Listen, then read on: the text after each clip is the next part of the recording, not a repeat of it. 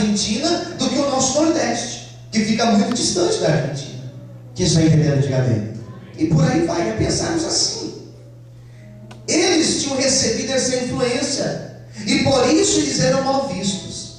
Primeiro ponto. Segundo ponto, era uma mulher que tinha uma vida de adultério. Era uma mulher que já tinha tido vários casamentos, e ela estava num casamento agora de um homem que não era marido dela, ou seja, ela era outra. E uma mulher naquela época que era prostituta, era uma mulher muito mal vista. Hoje já é problema, mas naquela época era samaritana, era mulher e era prostituta. Diz a Bíblia que Jesus passava na divisa. Diz a Bíblia que Jesus passava ali próximo, e ele entra na cidade dos samaritanos para fazer uma refeição, para comer algo. E diz a Bíblia que ele não estava sozinho, ele estava acompanhado de 12 discípulos. E a palavra vai dizer que ele chega num poço, que era chamado de Poço de Jacó. Ele se senta no poço, ele fala para os discípulos: olha, vocês entrem na cidade, acha aí uma venda, uma padaria, vai a algum lugar aí, busca alguma coisa para a gente comer. O dinheiro está aí, vai lá e compra, e eu vou sentar aqui nesse poço, eu vou esperar aqui vocês. Naquela época o poço era o centro da cidade. Hoje nós temos as praças, né? Principalmente as cidades do interior. As praças é onde todo mundo se encontra. Eles estavam ali naquele principal lugar da cidade, que era o poço. Era quase meio-dia, quase a hora do almoço, todo mundo com fome, a cidade estava vazia, ele ali no poço sentado. Os discípulos saíram, e de repente chegou essa mulher. Você sabia que essa mulher, ela sofria de rejeição? Ela escolheu aquele horário para ir buscar água, porque era um horário que as pessoas estavam almoçando, e ninguém estava ali. Ela foi naquele lugar, com aquele seu vaso, e quando ela chegou naquele poço, ela foi pegar a água, ela foi buscar água, e quando ela estava pegando a água, Jesus, observando aquela mulher, ele falou assim: me dá um pouco de água, me dá um pouco de água. E aquela mulher parou o que estava fazendo, olhou para ele e falou assim: eu ouvi bem. Como você, sendo judeu, primeiro, você não me conhece. Outro, você é judeu. Como você, judeu, pede água para mim, que sou samaritano? Eles não se davam. Quem entendeu? Diga amém. Amém. Eles não se davam. Eram dois grupos de pessoas que eles não se dialogavam. É como, vamos dar um exemplo bem simples aqui, um corintiano e um palmeirense, como você, né? Está errado, eles não se conversavam. Como assim? Você, sendo judeu, você pede para mim água, que sou samaritano? Jesus olhou para ela e falou assim: se você soubesse quem está te pedindo água, você que me pediria água, você que iria me pedir água, porque essa água que você vai beber, você vai tomar e você vai tornar a ter sede. Mas a água que eu tenho, se você beber, você nunca mais terá sede, porque de dentro de você vai jorrar águas vivas. Você acha que ela entendeu alguma coisa? Entendeu nada. Nada. Que água é essa? Por acaso o Senhor é maior do que o meu pai Jacó? Jacó cavou esse poço, ele bebeu desse poço, os seus filhos, o seu gado, e até hoje nós bebemos. Será que você tem mais água que Jacó? Ele falou assim: olha, não é desta água que eu falo, eu estou falando da água viva, da água de Deus, que se você beber, dentro de você vai jorrar água viva. E ela, sem entender muito, ele olhou para ela e fez uma pergunta para ela: cadê o teu marido? Onde que está o teu marido? E ela, mesmo sem compreender, ela falou assim: eu não tenho marido. Jesus falou assim para ela: disseste bem, porque você já teve 5. E o que você tem agora não é teu marido. E ela olhou para ele e falou assim: realmente tu és um profeta. Porque ela entendeu que ele estava falando da vida dela. Sabe o que eu acho mais maravilhoso de Jesus? Que mesmo ele conhecendo o tipo de pessoa que você é, o tipo de pessoa que eu sou, mesmo assim ele olha para mim e para você com um olhar de misericórdia. E mesmo assim Ele tem propósitos na minha vida e na tua vida. Mesmo essa mulher sendo quem ela era, o Senhor tinha um propósito na vida dela. Por isso não existe pessoa que o Senhor não possa resgatar, transformar e fazer uma grande obra. Se você tem orado por alguém da tua família, por algum conhecido, continue orando, porque Deus fará a obra. Amém? Você pode aplaudir e exaltar ao Senhor nessa manhã. Amém, queridos? Quando ele fala isso, quando ela ouve aquilo, quando tudo isso acontece, ela se rende. As escamas dos olhos dela, as escamas caíram. E agora ela já estava tocada pelo Espírito Santo. Como é bom a pessoa, quando ela é tocada pelo Espírito Santo, ela derruba as guardas, ela quebra toda a resistência e ela se rende à palavra. Ela é receptiva à palavra. Ela não está ouvindo a pregação já querendo pegar um ponto. Não concordo com isso. Pelo contrário, ela se rendeu. Naquele instante, ela se rende ao Senhor. E ela já tem uma outra postura a partir disso. Ela agora já fala assim: Senhor, mas onde nós devemos te adorar? Adorar o Pai? Porque os nossos pais, aqui em Samaria, os nossos religiosos falam que o lugar de adorar a Deus é no templo, é no monte. Que nem Jacó fez, que nem Abraão fez, no monte. Mas lá em Jerusalém, de onde o Senhor veio, lá os religiosos falam que o lugar de adorar é dentro do templo. Onde nós devemos adorar? Ela falava isso porque ela dizia: eu quero adorar a Deus, mas eu não posso ir no templo, porque eu sou samaritana. Quem está entendendo, diga amém. Eu queria adorar a Deus, mas como que eu vou no templo? Como que eu vou lá ouvir a pregação? Eu não vou ser bem recebido. Eu vou entrar lá e eles não vão me receber porque eu sou samaritana. Jesus falou: esquece isso. Não importa se é lá no templo, não importa se é no monte que nem seus pais ensinam, não importa onde seja, o importante é você adorar ao Pai em espírito e em verdade. Onde você estiver, adore ao Pai, porque Ele vai se fazer presente onde você estiver, seja no monte, seja no templo, onde for, seja na tua casa, onde você estiver, a presença do Pai vai te alcançar. Amém? Isso é maravilhoso, irmão, porque o meu Deus não está limitado às 4 paredes de uma igreja. O meu Deus não está limitado àquela congregação X ou Y. O meu Deus não está limitado à rua Celso Garcia no Brás. Não, o meu Deus, Ele está em todos os lugares. Ele está aqui, Ele está na tua casa, Ele está onde você estiver, querido. Aplaude o Senhor, glorifique Ele. Quando Ele fala isso, sabe o que aconteceu? As barreiras que existiam na vida daquela mulher, as barreiras caíram. Quem entendeu, diga amém. As barreiras caíram. Quais barreiras? As barreiras que impediam aquela mulher de buscar a Deus, de ter uma vida com Deus. Eu vou falar uma coisa para vocês. Uma das maiores alegrias que eu tenho de ser pastor, de pregar a palavra, uma das maiores alegrias que eu posso ter na minha vida é você libertar uma pessoa pela palavra.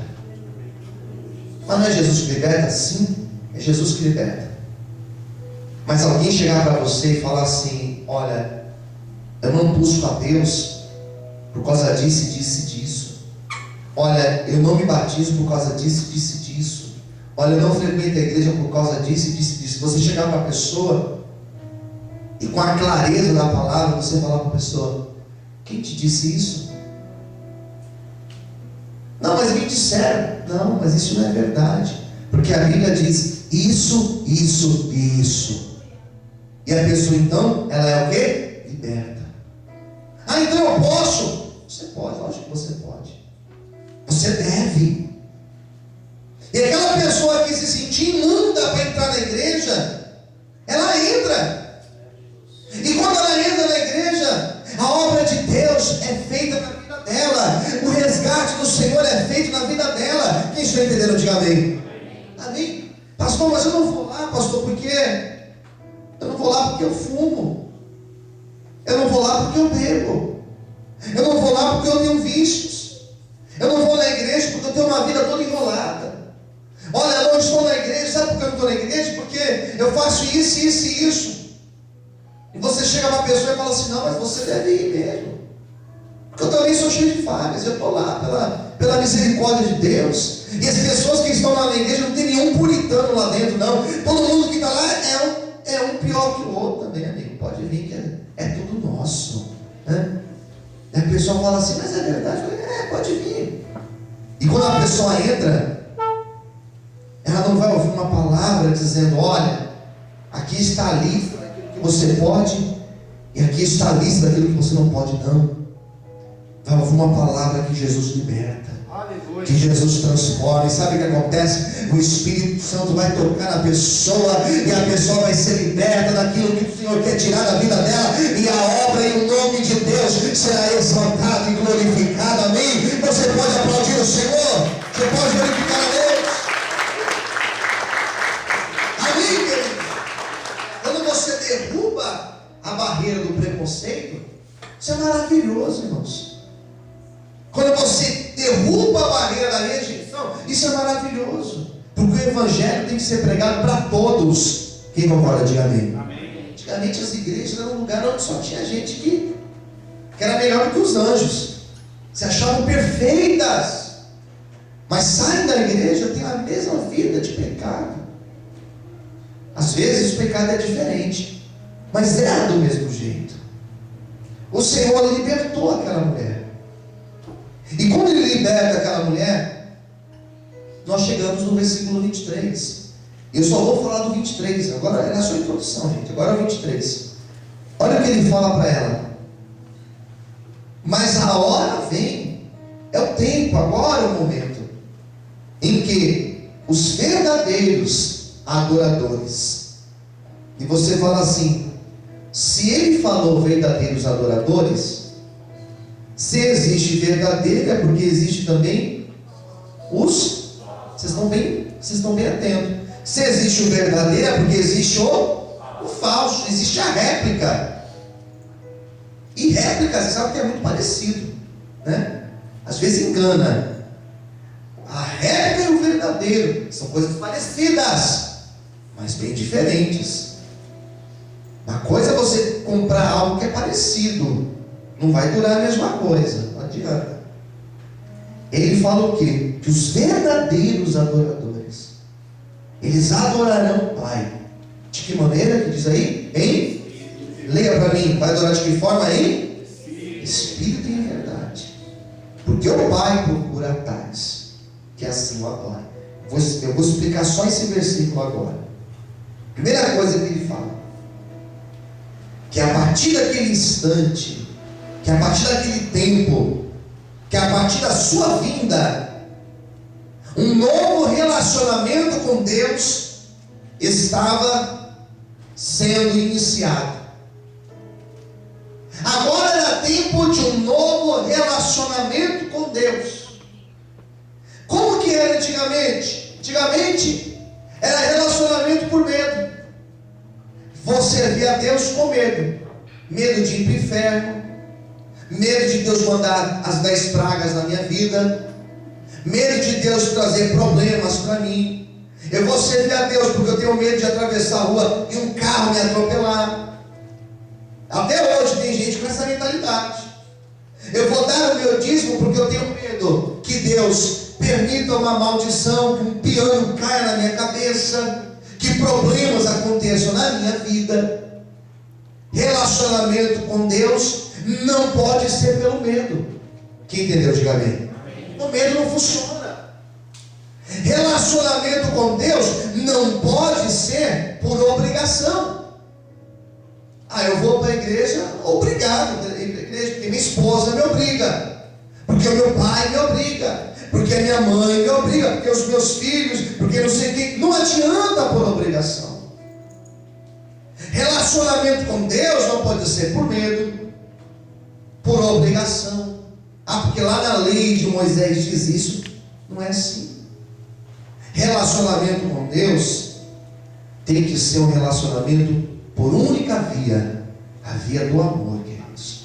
Eu sirvo a Deus porque eu amo ao Senhor, porque eu sou constrangido pelo amor de Deus, porque o amor dele me alcançou. Eu era um pobre pecador e a misericórdia e a graça dele alcançou minha vida, e agora eu não consigo mais viver longe da presença dele. Eu não vou na igreja aos domingos porque eu sou obrigado, para simplesmente bater o cartão, para simplesmente passar o ponto. Não, eu sirvo a Deus porque teve um dia que eu estava perdido, sem sentido, e eu conheci esse amor, eu conheci Jesus, e hoje eu sou uma nova criatura. Relacionamento com Deus tem que ser pelo caminho do amor, amém? Você pode aplaudir o Senhor nessa manhã? Você pode glorificar a Deus bem forte? Será que você pode exaltar o Senhor? É assim que Cristo estava ensinando para ela. Relacionamento por amor. É um novo relacionamento. Precisava do sumo sacerdote, precisava disso, daquilo, precisava do templo, precisava das roupas, precisava do novilho, precisava de tudo isso. Jesus falou: agora esqueça. A partir de agora, a porta da salvação está aberta para todos aqueles que querem ser salvos e alcançados pelo Senhor, seja judeu ou samaritano. 2, segunda ideia, são 3 apenas, aqui é a segunda já. Ele falou o seguinte: adorar em espírito. Aqui eu parei e eu comecei a pensar comigo, o que seria adorar em espírito? O que é adorar, queridos? Já começa por aí. Adorar é a mesma coisa que cantar, que louvar? Não, não é a mesma coisa. Adorar não é a mesma coisa de eu pegar o violão e cantar uma música aqui. Não que isso também não seja adoração, mas não é somente isso. Quem entendeu, diga amém. Porque aqui fala adorar em espírito. Será que nós adoramos em espírito aqui hoje de manhã? Será que nós adoramos apenas com a nossa voz? É complexo o negócio. E ele fala que o Senhor está em procura de pessoas que adoram a Ele. Eu me preocupei com esse versículo porque eu pensei comigo: será que Deus está procurando pessoas como eu? Será que Deus está procurando pessoas como eu e você aqui nessa manhã? E melhor, será que Ele está encontrando adoradores aqui dentro? Será? Quando eu falo em servir a Deus, em adorar a Deus em espírito, estou dizendo de nós adorarmos a Deus sem interesse algum, queridos. Posso ouvir amém? Amém? Sem interesse. Porque hoje as igrejas, elas estão cada vez mais lotadas de pessoas. Lotadas de pessoas. Tem igrejas que elas precisam fazer 5, 6 cultos em um dia, porque não cabe de gente. Primeiro culto, 6 da manhã, 7 da manhã, e você vai lá na porta, tem gente lá no lado de fora. Mas qual que é a intenção dessas pessoas? Com qual intenção viemos aqui nessa manhã? Pergunte para quem está perto de você: com qual intenção você veio aqui nessa manhã? E você vai falar assim: ela só conta, é problema seu, nem do pastor. Você já mora educado, hein? Mas com qual intenção nós viemos aqui nesta manhã? Porque a intenção de estudo, quem concorda, diga amém. Intenção. E alguém vai dizer que tudo é feito com segundas intenções, nada é feito por acaso, será? Eu já vi dizer, dentro da psicologia, que até uma roupa que a gente vai vestir de manhã para sair de casa, já existe uma intenção de você vestir essa roupa. Cuidado, se isso for verdade mesmo, algumas roupas vão dizer que você está com uma intenção que não é tão boa. Então o texto vai dizer que nós devemos adorar sem interesse, adorar com sinceridade, adorar a Deus sem hipocrisia. Sabe o que é hipocrisia? É eu adorar a Deus e me achar melhor do que você, melhor do que o outro ali fora, melhor do que o samaritano lá fora. O texto está dizendo que adorar a Deus de maneira consciente, em espírito, está dizendo tudo isso, consciente, buscando o sentido verdadeiro.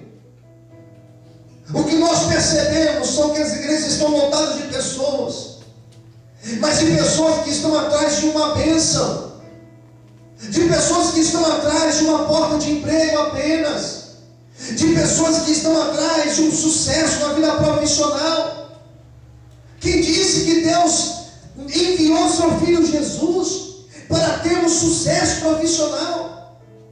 Quem disse que Deus enviou Jesus para você ser uma pessoa rica, para você ser uma pessoa para andar com os melhores carros, as melhores coisas? Quem disse? Ele enviou seu Filho para que o homem pecador tivesse a oportunidade de conhecer a graça, de ser alcançado pela misericórdia. O homem que estava afundado no pecado, nas mãos do diabo, ele tem a sua vida restaurada e abençoada pelo Senhor. Eu quero nesta manhã profetizar que Deus vai levantar verdadeiros adoradores neste lugar. Amém? Todos podem aplaudir e exaltar ao Senhor. Aleluia! Para mim o Evangelho, se o Evangelho fosse isso, prosperidade apenas, riquezas apenas, essas coisas, para mim seria um Evangelho muito fraco. Porque qualquer escola preparatória aí, qualquer Senai da vida, te capacita para você ser um bom profissional na área. Para mim o Evangelho veio para fazer aquilo que nenhum homem poderia fazer: abrir a porta da salvação e resgatar a nossa vida. Amém? Você pode glorificar o Senhor por isso? Será que você pode aplaudir e exaltar a Ele? E a última coisa, e aqui eu vou encerrar minha mensagem. O texto está dizendo o seguinte aí, nesse versículo que a gente acabou de ler: que Deus procura esses. Que coisa, hein? Deus procura esses. E eu começo a pensar o seguinte: quando nós falamos que Deus procura, que não está fácil de encontrar, então a gente precisa procurar. Quem entendeu? Diga amém. Quando é uma coisa que está fácil, você não procura, você pega, você busca. Está fácil, está ali. Agora, você procurar significa que no meio de tantos bilhões, você precisa procurar para ver se você encontra um, ou dois, ou três. O que o Senhor diz para essa mulher é que Deus procura pessoas com esse caráter. Deus está procurando pessoas assim. Deus está procurando pastores assim. Deus está procurando jovens assim, mulheres assim, casados assim, solteiros assim. Quem está entendendo? Diga amém. Deus procura. E cada vez mais tem sido difícil de encontrar pessoas que querem servir a Deus sem interesse, que não estão na igreja apenas atrás de uma conveniência ou de um convívio. Às vezes a pessoa até muda de igreja porque lá o convívio é melhor, lá é mais fácil, lá é assim, lá é assado, lá as pessoas são assim, são assado. É um outro nível de pessoas, né? Pessoas de um outro patamar. Peraí, a gente vai na igreja por causa das pessoas ou por causa de Deus? Quem está entendendo? Diga amém. O que o texto está dizendo aqui, nós vamos encerrar a pregação e orar, é que o Senhor está atrás de pessoas que, apesar de problemas, que apesar de segunda-feira ter que enfrentar uma série de dificuldades, são pessoas que estão dispostas a permanecer na presença de Deus. São pessoas que às vezes vêm para a igreja, mas deixaram o pai de um problema em casa. São pessoas que às vezes vêm para a igreja, e às vezes tem que vir a pé, porque não tem o dinheiro da condução. E mesmo assim você está aqui, dizendo: Senhor, Tu és o sentido da minha vida. Eu não tenho sentido longe da Tua presença. O que Deus está em procura não é de pessoas interesseiras, porque pessoas interesseiras a gente não precisa procurar. O que Deus está procurando não é pessoas bonitas, não é pessoas inteligentes, não é pessoas que cantam bonito, não é isso. Se Deus tivesse procura disso, Ele encontraria com muita facilidade. O que Ele está procurando lá no céu, aqui na terra, são pessoas dispostas a adorarem a Ele apesar de problemas, apesar de luta, apesar da chuva, apesar da dificuldade, apesar de ter ou de não ter, estão dispostas a adorarem a Ele em espírito e em verdade. São pessoas que quando tem adoram, mas quando não tem, eles também continuam adorando, porque a vida deles é viver na presença de Deus. Você pode aplaudir e glorificar o Senhor essa manhã, aleluia. Será que você pode aplaudir a Deus? Pessoas que quando tudo está dando certo para ele, tudo está dando certo, ele está ali na presença de Deus dizendo: Senhor, obrigado, Senhor, porque o Senhor tem me abençoado. Mas também são pessoas que quando tudo está dando errado, ele está lá do mesmo jeito dizendo: Senhor, obrigado, porque Tu és o Deus da minha vida, Tu és a minha verdadeira adoração. Que nesta manhã o Senhor possa olhar para mim e para você, e Ele possa encontrar um verdadeiro adorador. Que essa semana, eu não sei o que essa semana nos espera, mas que nessa semana nós possamos meditar em toda a semana, em todos os dias essa palavra. Que possamos, apesar de todas as dificuldades que nós temos, diárias, possamos permanecer na presença do Senhor, sem voltar um passo sequer para trás. Vamos orar? Eu convido você a ficar em pé nesse instante, a fechar os teus olhos.